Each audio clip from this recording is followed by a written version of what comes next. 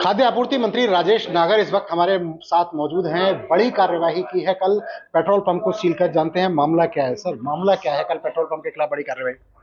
हमें कई जगह से शिकायतें आ रही थी कि भी कुछ पेट्रोल पंप्स जो हाईवेज पर हैं या जो और पेट्रोल पंप हैं जो उन पे कुछ गड़बड़ की शिकायतें आ रही थी। तो कल हम रोहतक में एक पेट्रोल पंप पर औचक निरीक्षण किया। उसमें जो जांच की और जो पाया कि उसके 12 उसमें नोजल थे। 12 के 12 नोजल को हमने जांच में पाया कि उसमें सभी में गड़बड़ थी।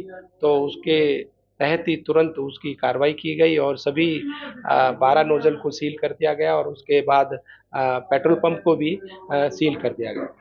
धान की खरीद को लेकर सरकार बेहद गंभीर है। आप भी लगातार मुख्यमंत्री के साथ केंद्रीय मंत्रियों से मुलाकात कर रहे हैं। क्या फैसला हुआ? क्या एमएसपी वगैरह तय हुई है?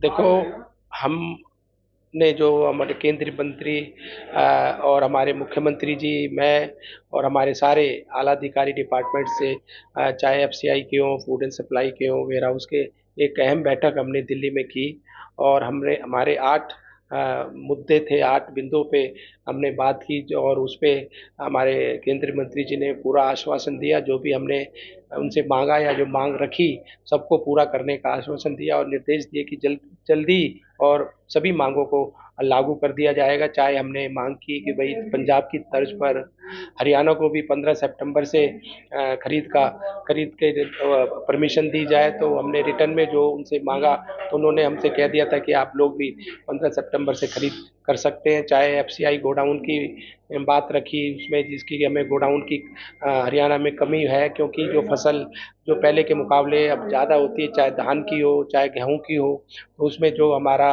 उनको रखने की में जो दिक्कत आती है, उसके लिए भी उन्होंने बोल दिया कि भी स्टेट गवर्नमेंट को पूरी परमिशन है कि जल्दी अपने लिए वेयर हाउस बनाए। तो और 2-4 मांगे हमारी थी, कुछ हमारे पेमेंट्स हमारी सरकार की जो केंद्र की तरफ रुकी हुई थी, उसका भी उन्होंने आश्वासन दिया, विश्वास दिलाया कि जल्दी आपको सभी पेमेंटें कर दी जाएंगी। अच्छा, एक चीज बताएं कि कब तक खरीद शुरू हो जाएगी? खरीद के लिए तो हमने पूरी तैयारी कर ली है। हमारे सारे डीएफएससी से एक बैठक हुई थी, उसमें एफसीआई के भी अधिकारी थे, वेयर हाउस के भी अधिकारी थे और हमने निर्देश सभी को दे दिए थे कि अब की बार 15 सितंबर से पहले पहले सभी जो हमारी मंडियां हैं वो तैयार रहें सारे। चाहे उसमें सफाई की बात हो, चाहे बिजली की बात हो, चाहे कोई यातायात की बात हो, कोई जाम ना लगे, चाहे कोई पानी की बात हो, सभी के लिए हमने निर्देश दे दिए कि हम पूरी तरह से तैयार रहे 15 सितंबर से खरीद के। एक और बड़ा सवाल, राहुल गांधी ने कल प्रेस कॉन्फ्रेंस की, चुनाव आयोग पर तमाम आरोप लगाए। पहले वो कह रहे थे कि जो वोट हैं वो बढ़ा दिए गए, अब वो कह रहे हैं कि वोट काट दिए गए। ऑनलाइन तमाम सबूत उन्होंने सामने रखे। देखो, वो अपनी बात पे खुद ही वो मुकर जाते हैं। अपनी बात पे वो कभी भी नहीं रुकते टिकते।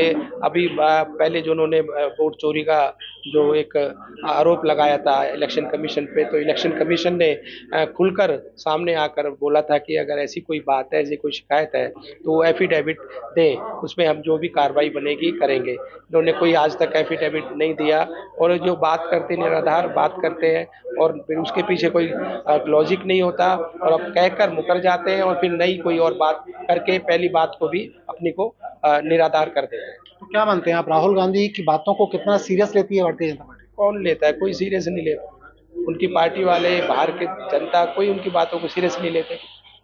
तो ये राज्य मंत्री राजेश नागर हैं, कह रहे हैं कि जो आरोप राहुल गांधी लगा रहे हैं उनकी खुद की पार्टी उन बातों को सीरियस नहीं लेती। इसके साथ ही साथ अगर हम बात करें तो कह रहे हैं कि धान की खरीद भी बहुत जल्दी शुरू होती हुई नजर आएगी। दीपक गौतम, सूर्य समाचार, फरीदाबाद।